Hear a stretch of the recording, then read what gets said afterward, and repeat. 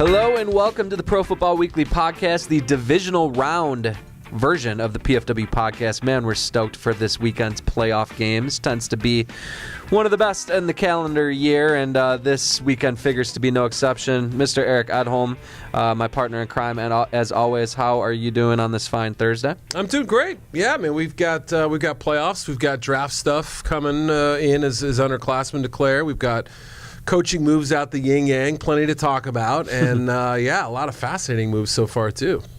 No question about it. We will. I think we'll kind of try and spray to all fields as far as the coaching hirings and firings go here real quick, and then we'll break down the games as we always do. So we've got, I believe there are 8 openings, 6 of which have been filled, 5 of which have been filled on offense.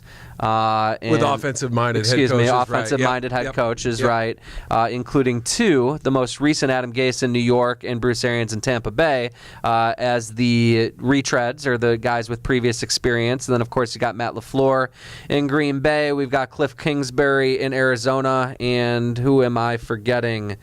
There's one more hire. Freddie Kitchens having the interim Cleveland. OC tag removed in Cleveland. And then, of course, Vic Fangio, who we just broke down a little bit on the Pro Football Weekly Chicago podcast, getting his first opportunity at age 60 out in Denver. So a lot to unpack there. I don't expect you to necessarily hit on everything, but just, I don't know. I mean, there's some trends here. Younger guys, offensive backgrounds. There have been a few surprises along the way already. Just your thoughts on this first week, because things have been moving pretty fast and furious here. My thoughts are, you don't trust me to be able to break down everything in a short amount of time. I don't know if trust is the word. I don't really want. No, I'm just, dude. You do whatever you want. This is your podcast too, my man. Obviously, let's Vic and just focus on the Denver part. I mean, they yinged when everybody else yanged, and I like that. Yeah, that saying, you mean? Yeah, or them doing that, yeah. Obviously it's dependent on Kubiak and the quarterback position kind of steadying things in a tough division. That's yes. That could work out beautifully, and that'll be a story, obviously, if he works out and the other offensive guys maybe struggle in year one. But, yeah, I mean, I guess the Jets fascinate me because, it seemed like Mike McCarthy was all but set to go there. If not, they had a fascinating candidate in Matt Rule from Baylor who, for 5 years now we've heard his name, and even when he was at Temple, as a possible NFL, that NFL teams are doing their work on him. When the Jets said, we want to pick your staff, he said no, goes back to college. Todd Monken, we both think, is a really talented guy. He was in the mix there.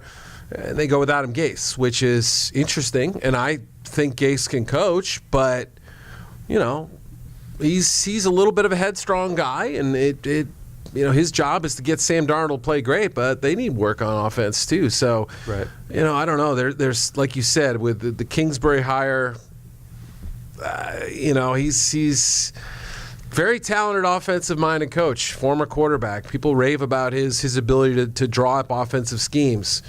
Can he be a head coach in the NFL after a less than successful college career? I don't know. That's just so interesting to me. Interesting to me that Adam Gase went 5-1 against the Jets. You kind of wonder sometimes if there's some kind of out-of-town stupid involved or whatever. But I'm not calling it that because I like Adam Gase. I think he can coach as well, and I feel like if his hands aren't tied, like I felt like they were in Miami with Mike Tannenbaum with ownership there, good chance that happens again now with Mike McCagnon. And again, you just alluded to a lot of reports that they were pretty insistent upon choosing his staff. So we'll wait and see how that goes. But I'm intrigued by the Sam Darnold-Adam Gase pairing. Let's just address the elephant in the room. We're taping here Thursday morning. There is some buzz about Kyler Murray, who reportedly this weekend will declare for the NFL draft. A video surfaced of the new Arizona Cardinals head coach Cliff Kingsbury just raving about Kyler Murray, how special he is, and how if he ever had the chance to draft him first overall, he would take it. Kyler he's a freak, man. Purdy's a really good young player, and he's going to be a tremendous player, but Kyler is a freak, and I've followed him since he was a sophomore in high school, and just think the world of him and what he can do on a football field. And I've never seen one better in high school, and he's starting to show it now at the college level. And I don't have enough good things to say about him. He's phenomenal. I've never seen him have a poor outing, not one, which at quarterbacks it's impossible to do, but he's done it. And I don't know. I'd take him with the first pick of the draft if I could. I know he's signed up to play baseball, but he is a dominant football player, and I would take him with the first pick. Now, this was filmed, we know for sure, October. before. Yeah. Okay, thank you. Yep. So it's been a matter of months. Maybe Kingsbury didn't even have the NFL in his mind at that point, or even the fact that he could be leading a team. But it's out there, and now this is kind of one more element to what was already, for a lot of people, a bit of a head-scratching hire in Arizona. Oh, it's so true. I mean, that is a great reminder of how much can change in 10 weeks or whatever it's been. I mean, Murray, he's going to play baseball. There's no question about it. Well, Cliff Kingsbury's the head coach of Texas Tech University. He's had 2 jobs since then. He's been USC offensive coordinator. After 30-plus days there, he turns it down after the Arizona Cardinals let him run the show there. And, oh, by the way, Murray may be throwing his name into the ring. Now, he still could play baseball. We still probably won't get a real clear idea until the combine of how this shakes out. But I've got to believe, even at 5'9", even with possibly small hands, yes, small hands will be a talking point again in the draft cycle, I still think he's going to be a top 50 pick. And if I had to bet now, I still believe there's a team in the first round that will take a chance on him because he's a special talent. He can run a sub 4.4. He's faster than Lamar Jackson. He has an arm that is NFL caliber. He's got creative playmaking ability. And with all the Cliff Kingsburys out there, and again, I'm not saying the Cardinals are going to trade Josh Rosen and draft him or whatever, but with the influx of college offensive systems in the NFL, there is way more propensity for somebody like Miller to have a team kind of build around a player like that. So It's coming, I think. Eric, to be a fly on the wall in Josh Rosen's hot tub room today. I wonder what he's thinking, what's going through. Does he still have the same dorm room? Does he go and rent it? Is it like a... I like Josh Rosen. I'm just having fun on the hot tub part. Yeah. I think that he's got a bright future in the NFL, whether it's in Arizona or elsewhere. Because we've kind of gotten on the Kyler Murray discussion, at least briefly here, Eric. Yes, Russell Wilson and Drew Brees are future Hall of Famers. Yes, they're actually both taller than Kyler Murray. A couple inches, yeah. What do you think? I mean, is there precedent for someone, if he's going to be 5'9", to go on and succeed at the NFL level? You got to be smart. I mean, obviously, Oklahoma has some huge offensive linemen. Cody Ford and those guys average about 6'5.5". I mean, they're in some ways bigger than some NFL teams' offensive lines. That's worth noting. Now, granted, they had this spread system that, you line up with those big line splits in the NFL, Gerald McCoy and Aaron Donald are going to kill you. I mean, so there's ways you have to work it, and you have to get him outside the pocket at times. You have to throw into the perimeter, and is he going to be able to hold up running for his life at times? And those are the questions that that teams have to have. Now, if you design a system smartly and get the ball out of his hands and also use him creatively as a runner, maybe it can work. So, he'll have passes batted down, but I see 6'3" and 6'4" guys get passes batted down too. And Derek Carr gets a lot of balls knocked down. It depends on how quick your release is, your arm angle, things like that, and having good offensive linemen to keep those defenders' arms down as well. And creating the proper lanes for him to be able to see through. Absolutely. Sight lines are going to be big for him if he's going to play in the NFL too. But in the hands of the right offensive mind, you'd think that they will be able to kind of scheme around that and make sure they're tailoring to his strengths. So such an exciting talent, obviously the Heisman winner, and this story is not going away soon. So, Eric, before we get to some breakdowns of the divisional round weekend, do you have any problem with these young hires, with the speed the hires are occurring at? And does anything else just kind of jump out at you? I mean, the dominant offensive backgrounds of this whole thing. I don't know. Any other takeaways just of what we've seen so far as we wait and see what the Cincinnati Bengals and Miami Dolphins, the final two openings, how they're going to be filled? Yeah, I mean, obviously Freddie Kitchens in Cleveland is just really exciting and fascinating too. I mean, here's a coordinator, or here's a former running backs coach, quarterbacks coach, tight ends coach who I bet you 95% of the NFL media had no idea who he was unless they happened to go to Alabama where he played quarterback for, I think, 3 or 4 years. Gene Stallings for, I believe, a year. But, yeah, it's crazy to think how quickly guys can get elevated. But it also reminds you that, there are some low-level assistants currently in the NFL who are these unpolished gems. And Freddie's work with Baker Mayfield down the stretch clearly had a huge part in it. Do I think he was their plan A? No, I do not. I believe they tried to convince other candidates with more experience, more name value, whatever that may be, to bring him on as an OC. Now he's in charge of running a franchise that has been down in the dumps, 2 winning records, 1 postseason appearance in 20 years. Can he do it? Maybe.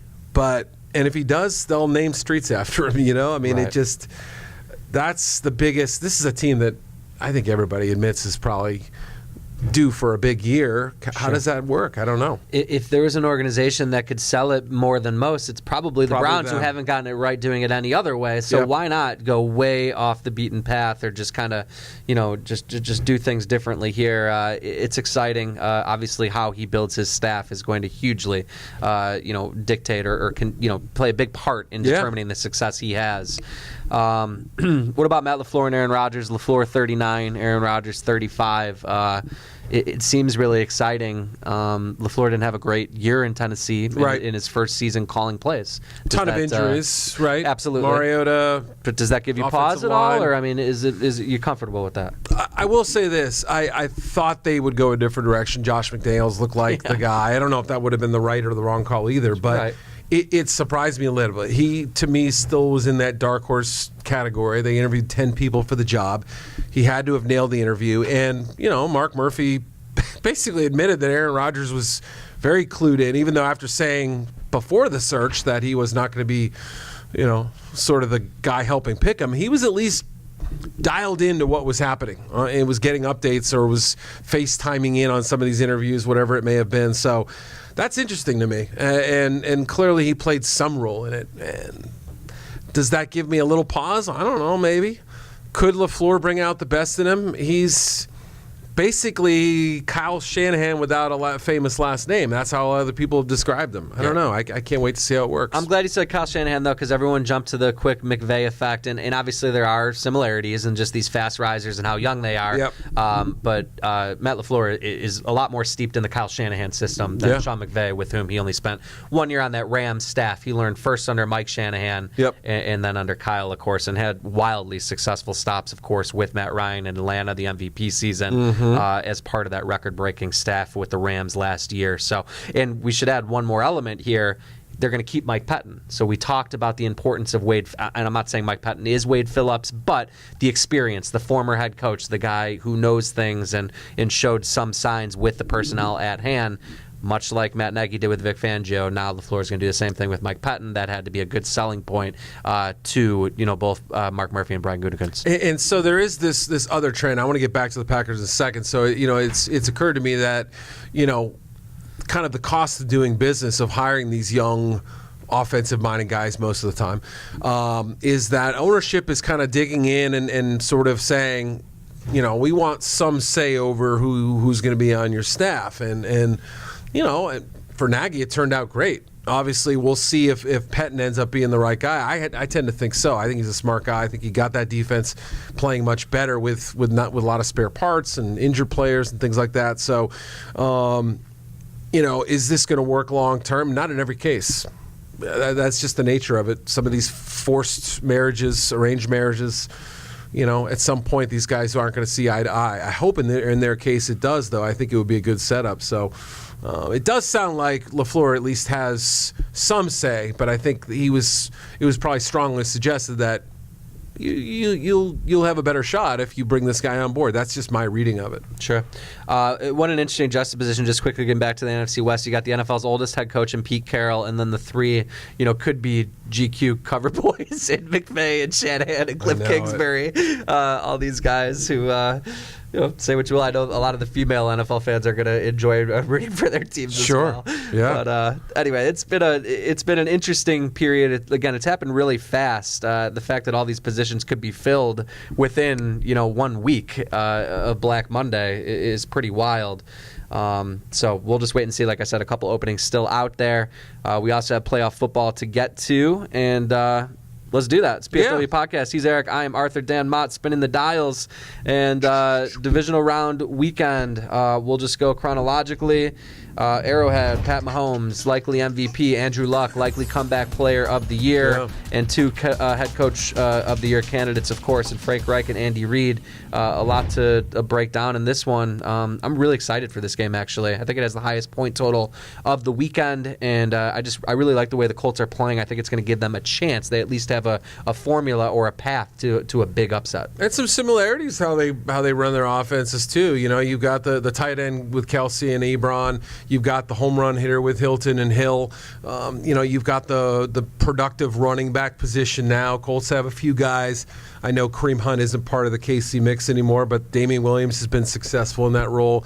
Have we seen a Spencer Ware update? Do we know if he's going to be healthy or not? I think limited. It sounds like both Ware and Watkins have been limited. Yep. So we'll see. And Eric Berry, a huge question mark as well. I wouldn't count on him. Do you think we see Eric Berry in a Chiefs uniform again? I mean, after this season? Oh, I don't know, man. I wouldn't be shocked if they moved on and said, let's go get Earl Thomas or whatever, and do one of those kind of moves. It's sad because, Eric Berry's been a huge part of that organization. He's beloved. He's been through so much. He's one of those guys that Chiefs fans just adore. But I think even the truthers are sitting there saying, he hasn't looked right when he's gotten those limited opportunities, and his health is a major concern. Yeah, no doubt about it. So the Chiefs' defense, I don't trust for a minute. I was just going to ask you, which defense do you trust more? That's my right question. Now, I trust the Colts defense more against Mahomes. Yeah, but cetera. Right. There's still, as great as Andrew Luck has played, as wonderfully as Frank Reich has play called this season. Obviously, just all things being equal, you're taking that Chiefs offense under Andy Reid with Pat Mahomes. Yep. But where I was going, the Chiefs, the numbers aren't pretty.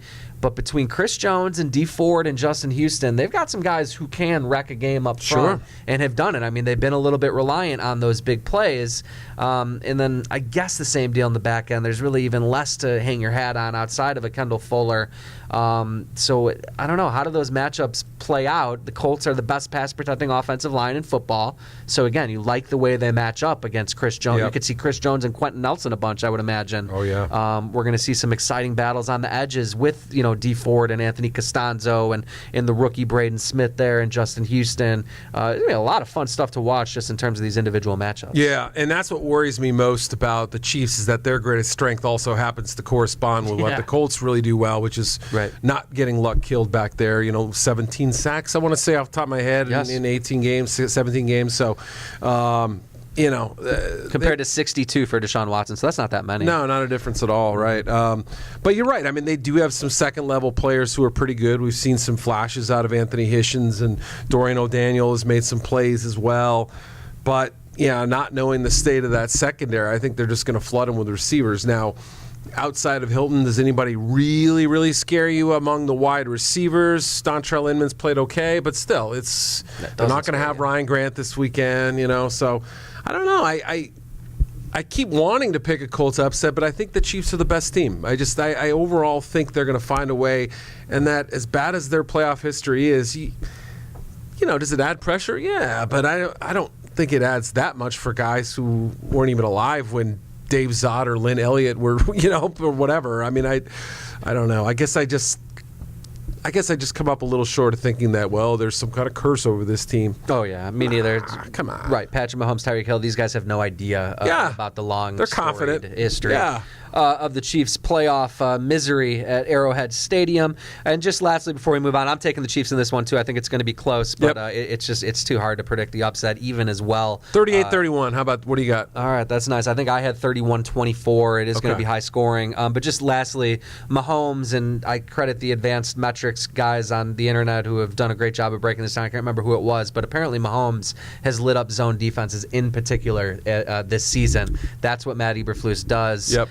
It's really a disciplined unit. It played outstanding against the Texans last week. And they played some man defense last week that I saw, so it was interesting to see. They mixed it up a little. They'll throw in some wrinkles. How often can you do it, though? Right. 4 quarters? I don't think so. Do you think that Mahomes carries over the MVP regular season with a dynamite playoff debut? What's his worst game this year? Seattle, L.A.?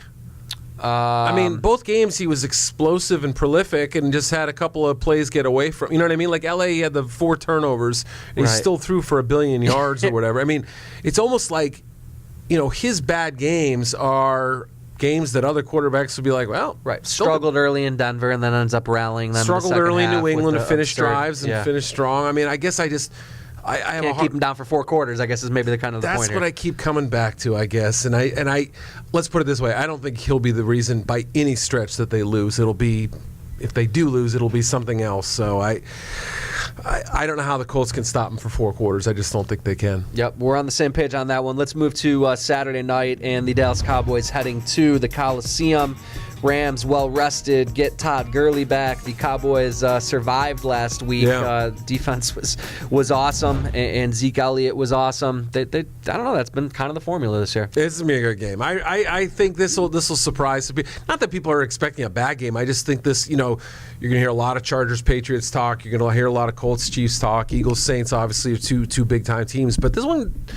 Don't overlook this one. Don't make any plans Saturday night, guys. I mean, look, I know that my social life isn't exactly packed right now, but no, I really think that it's going to be how the Rams and Cowboys use Gurley and Elliott, and what can they get out of them for as good as these passing attacks are. Cooper adding to what the Cowboys have done. We know what the Rams can do even without Cooper Kupp and everything. Right. I still want to see how. Because Gurley and Elliott both have had great years as receivers, too. To me, that's kind of the X factor for both. And whether that could be the difference right there. Well, it's a natural segue on the heels of watching Seattle be so stubborn. I mean, it's hard not to think there's a good chance they're playing this weekend if they took the training wheels off Russell Wilson. And it's just absurd to say that Russell Wilson would have training wheels in the first place. But that Cowboys defense, they just time and time again just were banging their heads against the wall with the run, and it wasn't working. And you just... I don't feel like Sean McVay is going to be that unwilling to adapt, and frankly, he's probably even better equipped with the personnel to try and beat Dallas through the air. Yeah, I mean, I think what I really liked from McVay down the stretch, they had the win over the Chiefs, the dramatic shootout, 54-51. They had the bye week, and then the next 3 games. They look like garbage. Detroit, Chicago, Philly. Yep. And none of the 3 games looked good. Right. They didn't look right. What I thought McVay did a great adjustment was to use multiple tight ends. And look, if you're going to run 5-man protections and slower developing pass plays, because they're not just a dink and dunk team, they want to go vertical. They want to attack you downfield. They have to let these pass routes marinate and develop a little bit. Yep. You got to give Goff some help, because under pressure, I don't think he's a great quarterback. When he has a clean pocket, I think I'm going to say great quarterback. But, of course, conditions aren't ideal all the time. And you have to deal with DeMarcus Lawrence and Malik Collins and all these guys who are playing well right now. So, that match right there. And I thought McVay did a good job adjusting those last 2 regular season games to kind of get them in that mode of playing it halfway in between a little. Awesome point by you. And, again, DeMarcus Lawrence will be a handful. Randy Gregory, the numbers aren't huge, but he's played pretty well. Yeah, those 2 against Whitworth. Whitworth, and is it Havenstein on the other end, right? Yep, so that just speaks to, again, you might see some more of those jumbo packages, some more help for Goff to make sure that, remember, he wasn't very good in his playoff debut against Atlanta, right? The numbers were not good. Whitworth for Goff last year. Oh, Goff, yes, sorry. So he's kind of got to turn the page. Dak got his first playoff win, I want to say last weekend. Yep. Now we kind of think maybe it's Goff's turn, but that'll be one other element here. I think I know which way you're leaning, but who do you like in this one? I like the Rams. Yeah. But mainly because I don't know that I can sort of trust the Cowboys offense, drive in, drive out. We've seen some games like the Colts game where they completely don't show up. We've seen some games where they've been pretty prolific. Right. Cooper, I think, will make some grabs, but Beasley's banged up. Alan Hearns wrecked his ankle last week. Brutal. Tavon Austin's banged up in the return game. I mean, they're just a little short in that firepower, I would say. Yeah, I'm with you. One more thing, because you wrote the preview, Zach Martin versus Aaron Donald. Obviously, it'll be appointment viewing when we see it. But I feel like we've seen Wade move Donald around, and you have to think he's going to get some of Connor Williams too. If the rookie's out there again, that's a matchup you can't feel too good about if you're Dallas, right? Yeah, no, there's no question about that. And yeah, Donald can line up over the center. He can line up over the guard. He can go inside the tackle's shoulder. So yeah, you'll see a lot of different stuff. And it's not like you can just forget about Ndamukong Suh and Dante Fowler and some of the other guys that they can bring. So on to Sunday, Pro Football Weekly podcast. We got a handful of minutes left, breaking down divisional round weekend, and maybe the most intriguing game of the weekend. I'm fascinated by the Chargers and have been since frankly all year. An interesting team. They seem to kind of reinvent themselves on the fly. Does that sound familiar? It's almost like the team they're going to visit Sunday at Foxborough, one that I just can't really get my my arms around, Eric, and the Patriots. I don't know what to expect. Yeah, I don't know what to expect out of this Patriots offense, and I think obviously the Chargers have the pass rush ability that could give New England some real trouble. They have the man coverage ability in the secondary. You play cover 2-man against Brady, and historically that's been a coverage and you're able to put pressure with your front four. That's been a coverage that's given him some trouble, especially right up the middle. That would be the biggest thing. They've kicked Ingram and Bosa inside in some spots too. Yep. Brandon Mebane playing with a heavy heart. The loss of his daughter, awful news to hear out of Los Angeles. Obviously, wish him and his family well. But he apparently says he wants to play for this game. Jeez. Doing so with a heavy heart. Yeah, I guess you just look at what Gus Bradley has done, and he's done a really nice job. I understand their base cover 1, cover 3 team, but I wouldn't be shocked if they mix it up a little bit. I don't think you'll play a ton of single high. But then again, if you do, who's going deep for the Patriots? Who's threatening that part of the field? They've got athletes in Cordero and Phillip Dorsett, but they don't have wide receivers. They don't have the guys who are going to beat that sticky man coverage with savvy and with separators. Yep. Yeah. So it's an interesting point, and that's obviously why they went out and got Josh Gordon, and why it was so unfortunate the way that thing ended. What do you think about last week? We saw 7 DBs. There was a lot made about Gus Bradley's defensive game plan to try and stymie the speed of Lamar Jackson, right. and obviously, it worked. Lamar didn't do that much with his legs, and the Chargers moved on, but that's not going to be something they're going to look to replicate. I think this week, Eric, and let me know if you agree or disagree, the bigger changes are going to have to be, they're going to have to make changes to both game plans, but I can't see them being ultra-conservative with Melvin Gordon and going into Foxborough and winning. This feels like Phillip Rivers is going to have to make a lot more plays with his arm than he did in Baltimore. Yep. I mean, you've got Devin McCourty just maybe coming out of concussion protocol. You've got J.C. Jackson, a undrafted rookie at corners, played great. I mean, let's not give him let's not cut him down or anything like that. But I mean, Stephon Gilmore's an All-Pro. I mean, they've got the dudes. Of course. They do. I just think that with there's still some spots you can pick on there, and it's not the Patriots are a good third down rush team, but they're not a good sack team, right? They're not exactly going to be taking Rivers down and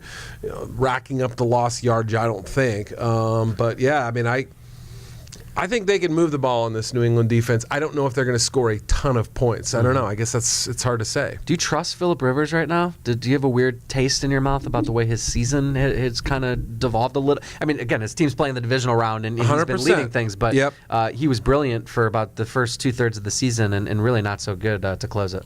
He had 3 straight 2-pick games. He had including last week. A couple in the first possession, right? Yeah. I think either 2 or 3 games in a row he was picked on the opening series. You might be right about that. Yeah. Now, granted, 2 of those, and last week against Baltimore, 2 of those games were against the Ravens. So good defense, right? I mean, but still, I think you're right that the trend with him and Drew Brees has been the last handful of games this season. They haven't looked quite as good. So that's why Mahomes winning the MVP. That's why you may trust them a little bit more to put up points. But yeah, that's a worry for me. Keenan Allen, I don't know if he's fully healthy with that hip thing. He was he suffered in week 16, I guess. But and does Hunter Henry give him anything? What do you think? It's hard to know. There's not too many precedents for a guy coming back this late in the season after torn ACL. Rod Woodson in the Super Bowl years ago. Yes, I was racking my brain just now. I can't think of another one. But it can't hurt to have him out there just because it's one more thing that New England has to kind of concern itself with, and they'll know how good he was last year and what a dynamic talent he is. Is he going to be all the way back in his first time playing since March? No, I'm sure not. Give him a red zone package maybe or something. Yeah, maybe some specialized role. Did you see the report, Eric, before we move on to Eagles Saints and get your pick for Chargers Patriots? The Chargers activated a second kicker this week. Did you see that? Yeah, for kickoff duty. It was okay. Is that an issue for Badgley, or is this like that caught me off guard a little bit? Let me make that. Michael Badgley was 5 of 6 on field goals last week. Was their unsung hero, and everyone. If you don't know the story of the Chargers kicker woes in recent years, well, go look him up. But that's what obviously kind of makes this particularly interesting. I had tweeted, I was joking, of course, but I said the Chargers are just trolling us by activating a kicker, making a kicker transaction the week of the divisional round. Us a little nervous. But it really is kind of weird. I guess Cordell Patterson is going to the Pro Bowl as kickoff returner. Right. So it's possible that Nick Rose is And it could be bad weather, too. You know, that's the other thing that's factoring in, too. So if they do want to do this sort of pooch kick approach or something like that, I mean, it's a risk, right? You take up a valuable spot there. He's only going to play a handful of snaps per game. And they're hurting in a few spots. I mean, linebackers, they're decimated. And that's the whole thing we haven't even discussed. But what does that mean for James White and Rex Burkhead? I mean, that might be the hidden kind of advantage for New England in this one potentially. Although the Chargers used Derwin James much like a linebacker on a lot of his snaps. And they've got a lot of flexibility on defense. So, Badgley's kickoff numbers I don't think were great. I think that was an issue. But still, I either want to blast it through the end zone or pooch punt or pooch kick it, I should say. Maybe they're thinking, well, I'm sure they're thinking this is, going to be a close game in Foxborough. We're not going to be going in and blowing out the Patriots, and we just don't want the difference to be a big return by Cordarrelle Patterson. We either have a unique strategy with Rose, or we just want them to make sure we boom it out of the end zone. And that's that. I think the Chargers, in saying this, kind of feel like it's going to be, a tight game, number one. But I wouldn't be shocked if it's not a prolific scoring game. I don't know. I guess I don't see, like the Chiefs-Colts type of thing, or even possibly Eagles-Saints. I don't know that we're going to see a game. I'm not suggesting you bet under totals. I'm thinking I'm with you because like I said, Anthony Lynn, very conservative last week with Melvin Gordon. Seemed like he didn't want to lose that game. They ended up winning it, but they weren't going to go out of their way to let themselves lose it, if you will. And then we just don't know which New England Patriots offense shows up for the reasons we've highlighted. I'm with you on low scoring. We'll see if I'm with you on the prediction. Yeah, I'm going straight up Chargers on the road to win this game just because my fears over Brady, Gronk, Edelman hasn't been himself. It seems like every single week there's one New England offensive lineman who has a bad game. I don't know if it's, Trent Brown or Cannon or one of these guys. It's either one of those guys that's trouble. Because Bosa and Ingram will be coming. Trent Brown looks like amazing one week and then kind of suspect the next. I don't know. I mean, he's been good overall. That's probably why he was available in the first place, right? He's just a freak of a talent, but maybe hasn't fully put it together. Yeah. I'm predicting the upset too, Chargers, guys, and we both did it in the paper, and I can't remember now what Hub did. I was going to say it was just Eric and I, but actually Hub might have picked the Chargers too. They're a good football team, and they've already overcome a lot this season. It feels like they can do it again. Finally, Eric, Eagles-Saints.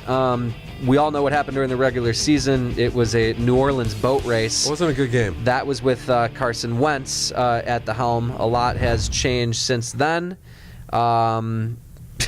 I don't know. Where do you start with breaking this one down? Obviously, we both saw firsthand just the wild finish at Soldier Field, for the Eagles last week. Yeah, Saints were able to. I think they've been at home since about December 19th or something like that. Yep.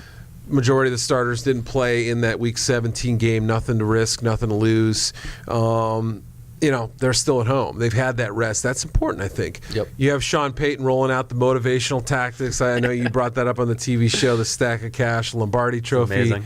Go win 3 effing games. That's legendary right there.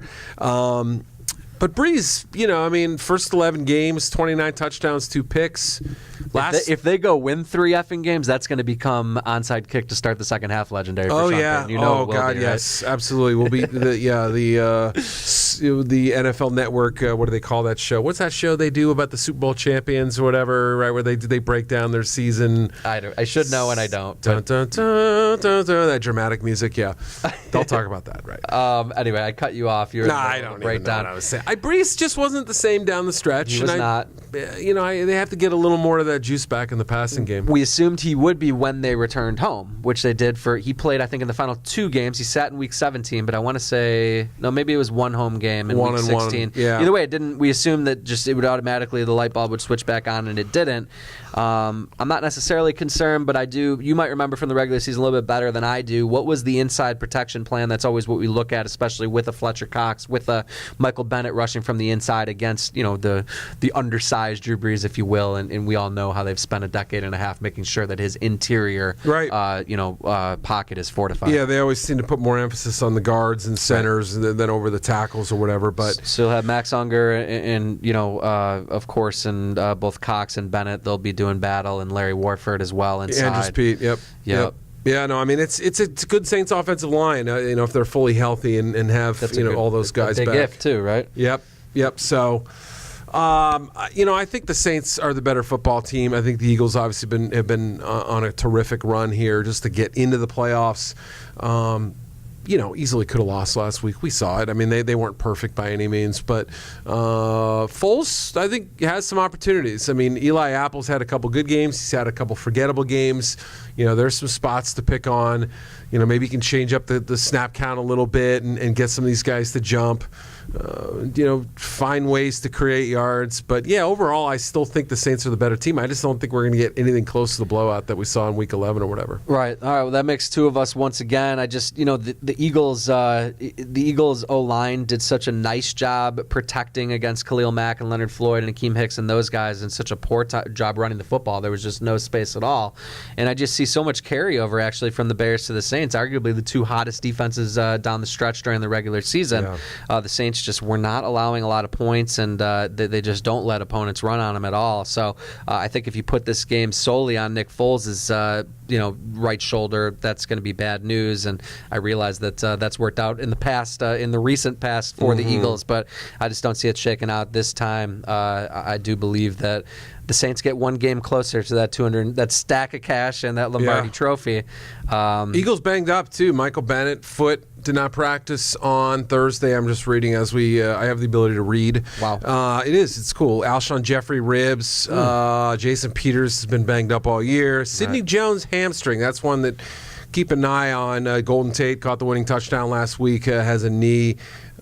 Carson Wentz back. I don't know if you were aware of that one. Carson Wentz is banged up. Yeah, he's hurt. But yeah, so yeah, they're kind of limping out of that Chicago game a little bit too. Just on the way out, yeah, no doubt about it. Jason Peters went into that game limping. You and I sat next to each other in the press box, and I said to you early on, this is going to be a problem for the Eagles. We didn't hear Khalil Mack and Leonard Floyd. I mean, they played well against the run, but again, Foles had time. How do they do it there with Peters and Taylor? That surprised me quite a bit. Yeah. I mean, I really am impressed with Lane Johnson's athleticism stands out. I always do that. Lane Taylor, Lane Johnson. Oh, Lane Johnson. That's Johnson, of course. I talked to him after the game, and he was extremely praiseworthy of Khalil Mack. He's like, man, 52 is a handful, but he played a great game. He played a good game against him last year when Mack was with the Raiders. Yeah. Started to give a little ground by the end of that one. Obviously, I think it was more the other way around. Mack seemed a little more impactful early in the game than he was late. Right. There were a lot of big names on that injury report Eric just rattled off, and I'll tell you the one that's not as big that might turn out to be the biggest is Sidney Jones. Yeah, he Jones didn't hamstring. play at Soldier Field, and Avonte Maddox got exposed in the second half. Double moves. And you would think that Jones, I'm pretty sure Jones would be the guy that's in, and Maddox is the guy that's out. Or they would maybe kick him inside or something like that, right? Yeah, they can do. I think Maddox will still play. He's been pretty good down the stretch, but yeah. My point, though, of course, is the Michael Thomas plan. The Eagles are going to have a really good one. I don't believe Maddox is going to be good enough. So whether Jones would be better, whether they would count more on Rasul Douglas, I have no idea. But keep an eye on that one because we all know Michael Thomas has the ability to take over the game. Yeah. For sure. And then, on the other side, Alshon and Marshawn Lattimore. It should be a lot of fun to watch, too.